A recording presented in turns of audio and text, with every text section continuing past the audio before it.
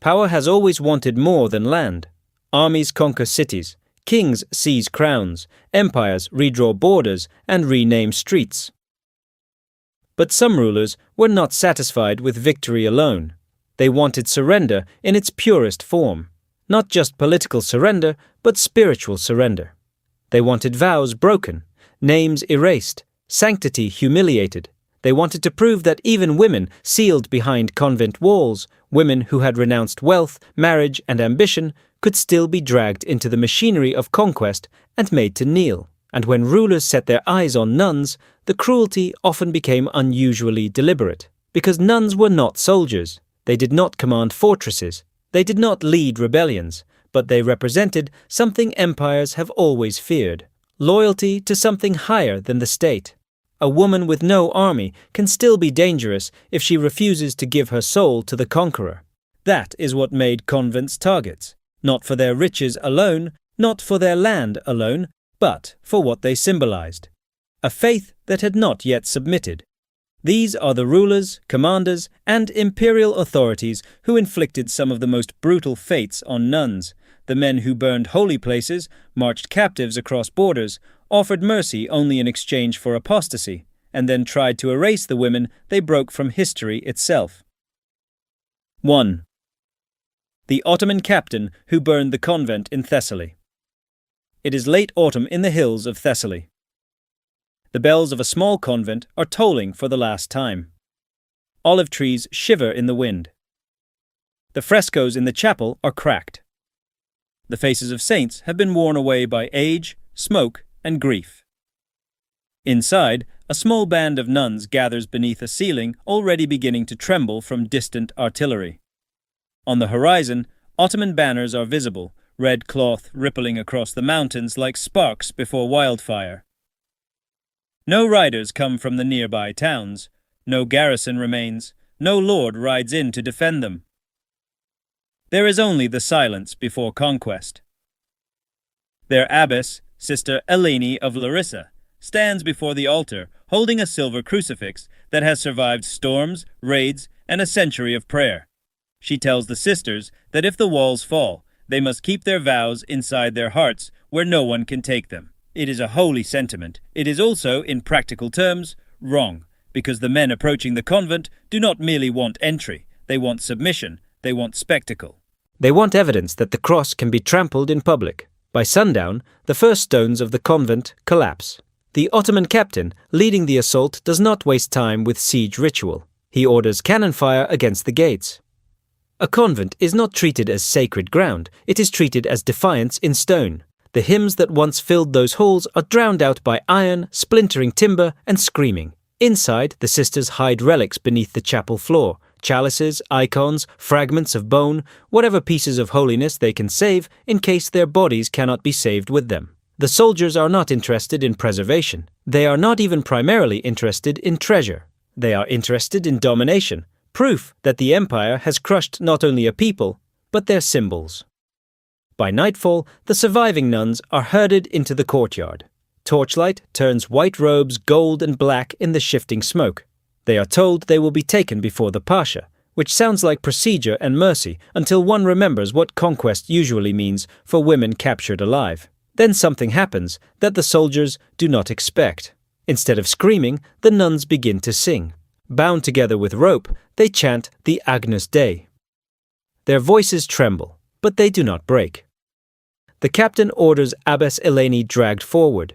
He offers her the oldest bargain empire knows: renounce your God and your sisters will live. It is a bargain designed not just to secure obedience, but to humiliate the one giving it. If she accepts, she saves bodies and loses everything else. If she refuses, she becomes responsible for what follows. Either way, the conqueror gets his theatre. Eleni answers with the kind of sentence history remembers because power cannot forgive it. She says, "I have already given my life. What else can you take?" That answer seals her fate. What is done to her afterward is never fully written down. Later Christian letters refer to her by name. Ottoman records do not. They use the usual language of empire: discipline, order, refusal, correction. the vocabulary of bureaucracy laundering violence. By dawn, the convent is ash. The bells are melted for coin. The rooftop cross is taken east as a trophy. Ottoman flags fly from the bell tower to signal that resistance is over. The captain wins everything that can be measured in military terms. Walls taken, sacred objects seized, survivors bound. And yet, what survives him is not victory. It is the image of women singing while their world burned around them. He destroyed the convent. He did not destroy the memory. Some rulers kill bodies, some try to kill meaning. The captain at Thessaly tried to do both. 2. The Ottoman authority that turned surviving nuns into cargo. The convent is gone. The abbess is gone. The fire has cooled. What remains of the order is 22 women in torn habits, driven south toward the coast under armed guard. Their ankles are bound. They are watched by horsemen. They are no longer treated as religious women or even as prisoners of war in any dignified sense. They are treated as movable proof of conquest. Living trophies. This is the second brutality rulers inflict after destruction: transportation. Because massacre is fast, captivity is slow. Captivity forces the defeated to live inside the fact of defeat. Every mile walked is another mile away from home. Language, altar, graveyard, memory. The road itself becomes part of the punishment. The march to Volos is merciless. The sun scorches the road by day. At night, cold settles into bone. These are cloistered women, many of whom have barely stepped beyond convent walls in ordinary life, now forced into a military procession of dust, thirst, and humiliation. When one stumbles, another lifts her veil so it will not be trampled into the dirt. They have lost the abbess. They have lost the chapel. But they have not yet lost the habit of caring for one another. That is precisely the kind of dignity imperial systems try to break. After 7 days, the survivors reach the port. Waiting there are Ottoman galleys, built for command, not mercy. The women are herded aboard, shackled to wooden benches where criminals, slaves, and other captives have been held before them, and here the violence changes again. On land, it was theatrical. At sea, it becomes administrative. Ledgers appear. Officials count bodies. Cargo is listed. Spices, textiles, coin, religious captives. Human grief enters the empire as inventory.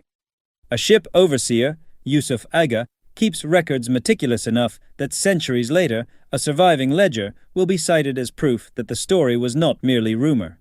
That is the strangest feature of imperial cruelty. It often documents itself, not morally, not sympathetically, but efficiently. The same empire that burned the convent also counted the women carefully, because power loves numbers even when it despises names. The voyage to Constantinople lasts 12 days. Storms lash the deck. Salt hardens in wounds. Hunger hollows faces. But what breaks many captives is not always pain. Sometimes it is impersonality. No one speaks to them except to issue commands. No one asks who they were. No one cares what vows they took or what losses they carry. They have become function without identity, bodies moving through a system built to absorb the conquered. And yet even here, resistance persists in miniature. At night, the youngest among them, Sister Magdalena, whispers psalms under her breath, so quietly that the words almost disappear into the sea. Yet the chained prisoners nearby, Greeks, Serbs, Italians, other nameless defeated people of the empire, turn their heads to listen. In a place designed to flatten humanity into cargo, a whispered prayer becomes almost revolutionary. Not because it can stop the ship. It cannot, but because it reminds everyone on board that they are still more than freight. By the time the vessel enters the Bosphorus, the women see Constantinople rising before them. Domes, minarets, walls, power arranged in stone. The city has long been called the desire of the world. For them, it is not a marvel. It is a cage waiting to close. Conquest on the battlefield is one kind of rule. Conquest through transport is another. The first destroys a place. The second teaches the captive that there is nowhere left to return to. The rulers who sent these women to sea understood that perfectly. 3. The Grand Vizier, who offered life in exchange for faith. When the nuns are brought into Constantinople, their ordeal does not end. It becomes more refined. They are paraded from the docks through narrow streets lined with merchants, guards, and slaves. Christian nuns among imperial captives are unusual enough to draw stares. Their humiliation is now public, but their destination is private. Past walls, past markets, past the looming shadow of Hagia Sophia, they are forced to kneel in a city that once belonged to their civilization's spiritual memory and now belongs to the state that conquered it. Before dawn, they are taken into the Divan-i Humayun, the Imperial Council. This is not a dungeon. That matters. Dungeons are crude. This hall is marble, ordered, magnificent. Scribes wait with ink and parchment. Officials stand in silence. At the center sits the Grand Vizier, the face of imperial will beneath the Sultan. And this is where conquest becomes policy. The women are told that the Sultan has granted mercy on one condition. Those who convert will receive new names, food, and life within the palace. Those who refuse will face discipline of faith, one of those chilling bureaucratic phrases that can mean anything from forced labor to disappearance. The offer is framed as generosity because empires prefer to imagine themselves patient even when they are coercive. Here, the Grand Vizier inflicts a different kind of brutality from the captain in Thessaly. The captain used cannon fire. The Vizier uses translation, ceremony, and conditional mercy. One breaks walls. The other attempts to break conscience. The sisters stand in torn habits, eyes lowered. Silence moves through the chamber. The youngest tremble. The older ones understand exactly what is being asked. Conversion under empire is never just theological. It is administrative death of the former self. New name, new language, new place in the hierarchy, survival purchased by self-erasure. One of the elder sisters, Diaris, steps forward. That matters because rulers depend on choreography. The captives are supposed to wait, listen, and react. Instead, she speaks. Not as rebel, not as noble, not as soldier, but as a woman who has already seen one world destroyed and refuses to let the next one define her inwardly. She tells the Vizier that he may rename them, but he cannot rewrite the prayers they carry. The interpreter hesitates. The line is dangerous enough that even translation feels risky. But it is translated. The hall hears it, the Vizier hears it, and his answer reveals the logic of empire more clearly than any battlefield order ever could. He says, coldly, that prayers fade when the tongue forgets how to speak them. That is the real program. Not merely punishment, not merely religious triumph. Oblivion through language, time, and pressure. Make them hungry enough, isolated enough, renamed enough, and memory itself will decay. If the tongue forgets, the prayer dies. If the prayer dies, the community dies. If the community dies, the empire has conquered not just territory, but meaning. With a gesture of his hand, the women are dismissed to the lower chambers of Topkapi Palace, not executed, not freed, stored, deferred, set aside for further use. Some cruelties are explosive, others are elegant. The Grand Vizier's violence lies in making annihilation sound orderly. He offers bread in one hand and oblivion in the other, then calls it mercy. And that is often how the most enduring brutalities are administered, not by men in fury, but by men in silk who never raise their voices. 4. The Sultan's palace that turned nuns into numbers. Beneath the palace gardens lies the next stage of their fate. The women are confined in lower chambers, stone halls with thin slits of light, rooms barely bright enough to distinguish day from night. Their habits are stripped away. Rough garments replace them. They are assigned labor, cleaning floors, feeding fires, mending cloth, washing linens for lives lived above them in splendor. What was once consecrated discipline is repurposed into servitude. This is how rulers weaponize routine. A dramatic execution creates martyrs too quickly. Slow degradation is more useful. It aims to convince the captive that holiness can be made ordinary, then dirty, then exhausting, then irrelevant. If a nun can be reduced to a numbered servant underground, the empire can tell itself it has not merely subdued her, but redefined her. The women's names are forbidden. Each is given a number. That detail is devastating, because names are among the last possessions the powerless control. A number does not remember parents, baptism, vows, or home. A number exists to be counted, corrected, discarded. The palace believes time, hunger, and anonymity will accomplish what cannon fire and public bargaining could not. At first, persuasion continues. Better food appears.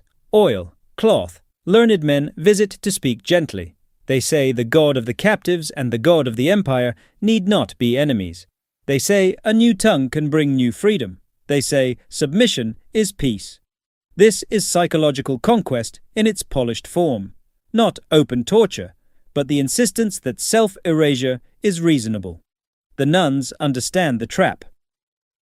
Sister Magdalena, once the frail novice whispering psalms at sea, begins to emerge as the center of their underground endurance. She recalls fragments of scripture from memory.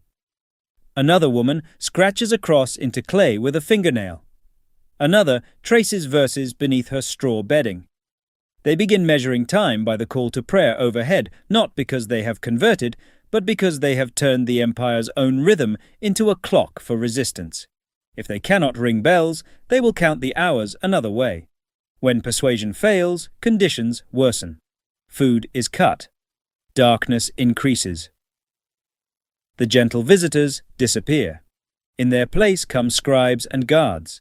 One by one, the women are brought into narrow rooms and ordered to repeat a formula of submission. Those who do are taken away alive into another part of the palace, dressed better, never seen again. Those who refuse vanish differently. Not always at once, not always publicly, but steadily. This is not one grand eruption of cruelty. It is attrition. The soul worn down by waiting. Two sisters from Corfu, twins, finally whisper the required words. They are clothed in silk and removed. For the remaining women, that moment is terrible, not because the twins are condemned by the others, but because the system is working exactly as designed. It has made survival itself feel accusatory. It has forced every captive into impossible arithmetic. How much pain preserves the self? How much compromise destroys it? By the time spring returns above the palace gardens, only 11 of the original 22 are still alive. Servants begin whispering about them. Silent sisters, ghosts in rags, foreign women buried beneath the palace who never beg. The guards call them useless. The scribes call them failed conversions. But the whispers spreading through the service corridors are more dangerous than either label. Because stories are how defeated people leak back into history. In those hidden spaces, the surviving nuns create a secret chapel from scraps. Broken pottery as candle holders, linen as altar cloth, a shard of mirror shaped into a crude cross. Each night they gather in whispers and exchange memories, church bells, bread, names, villages, the smell of dawn in Thessaly. Memory becomes liturgy. Recollection becomes resistance. The palace tried to turn them into labor. Instead, it created witnesses. This is the peculiar failure of brutal rulers. They assume pain empties people. Sometimes it clarifies them. 5. The Sultan who tried to erase them from history. Entirely. By the time a new Sultan ascends the throne, the women are almost gone. Years have passed. Dynasties have shifted, new purges begin. A young ruler, ambitious and determined to cleanse the record of weakness associated with his predecessors, orders the palace registers reviewed. Servants, concubines, laborers, officials, everyone is counted, everything is documented. Empires do not survive without paperwork, and yet in the Topkapi archives there is a blankness where these women should be. Under columns where names ought to stand, there is a gap. A notation. Unfit for service. Disposed. No dates. No individual burials. No explanations. Just absence administered through ink withheld. That is the final brutality of rulers who fear memory. If they cannot bend the soul, they attempt to deny the soul ever stood before them at all. Erasure is different from murder. Murder ends a life. Erasure attempts to end meaning after life. No martyrdom, no relic, no witness, no name left for descendants to search. Just a blank administrative scar where human beings used to be. The empire had already burned the convent, marched the women from their land, caged them beneath the palace, starved them, renamed them, and halved their number. Now it tried to make history itself finish the job. But power almost never erases perfectly. Fragments survive where official records fail. An Ottoman courtier's diary alludes cryptically to foreign women who refused submission beneath the palace foundations. A Venetian report mentions nuns who would not bow to the Sultan's will. A later Italian pilgrim repeats a servant's story of a woman singing to her god until guards sealed the chamber. Centuries after that, a French diplomat hears palace attendants whisper of Christian women who sang themselves into heaven and dismisses the tale as superstition. The story keeps surfacing because shame leaks, and then the walls begin to speak. Modern excavations beneath the palace ruins uncover a small chamber marked with Christian carvings, crosses scratched into stone, a half-erased Latin phrase, lux in tenebris lucet, the light shines in the darkness. Suddenly, the rumor acquires weight. The hidden chapel was real. The women had not vanished cleanly into imperial silence. They had left marks. Inside that dark space, one can imagine Sister Magdalena making symbols in charcoal, birds for the living, flames for the lost, a private accounting against imperial accounting, a sacred register against the palace register. The empire numbered them. The sisters remembered one another differently. That is why the final ruler on this list may be the coldest of them all. Not because he wielded the sword personally, not because he stood at the convent gate, but because he tried to finish what all the others had begun. He tried to remove even the possibility of remembrance. No bells, no graves, no names, just a bureaucratic void. And yet the void failed. The walls remained. The scratches remained. The rumor remained. The song remained. Empires can seize crosses, melt bells, shackle wrists, and rewrite ledgers, but they cannot fully control what lingers in stone, in whispered testimony, in the stubborn afterlife of a name spoken one more time than power intended. The nuns of Thessaly were meant to become nothing. Instead, they became the thing rulers fear most after rebellion, memory that refuses to obey. So when we talk about rulers who inflicted the most brutal fates on nuns, we are not only talking about bloodshed, though there was plenty of that. We are talking about stages of domination, the captain who burned the convent, the authorities who marched the survivors to the sea, the Grand Vizier who offered food in exchange for faith, the palace system that stripped women of names and turned them into numbers, the Sultan who tried to erase them from the archive altogether. Each stage was brutal in a different way. Fire, captivity, coercion, attrition, oblivion. And still, the women endured long enough to leave scratches in stone and hymns in rumor. That is the part rulers never understand until it is too late. Terror can silence a room. It cannot guarantee silence forever. The bells in Thessaly rang for the last time. The convent fell. The abbess died. The survivors disappeared beneath a palace built by empire and guarded by history's forgetting. And yet, centuries later, we are still speaking about them. Not about the glory of the men who conquered them, but about the women who refused to kneel all the way down.